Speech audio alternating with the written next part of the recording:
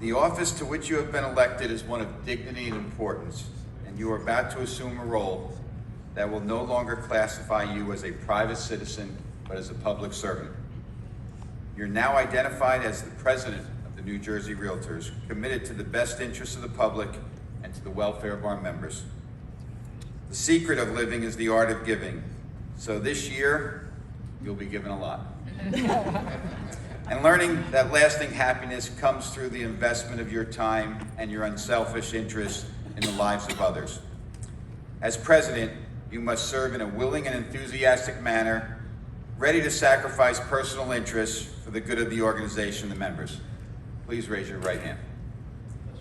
Do you solemnly and sincerely promise and swear that you will administer the office of president that you've been elected to the best of your ability and judgment, and in conformity with the Constitution and bylaws of the New Jersey Realtors and National Association of Realtors? That you will observe and enforce the Realtor Code of Ethics, that you will uphold and enforce the provisions of the New Jersey State License Law and the rules and regulations of the New Jersey Real Estate Commission, that you will, in all your acts, be governed by the principles of honesty, justice, and fair play, and in every manner possible, endeavor to promote and safeguard the best interests of the citizens of New Jersey, the high purposes of the New Jersey Realtors, and the welfare of its memberships. Do you so subscribe? You may lower your hand.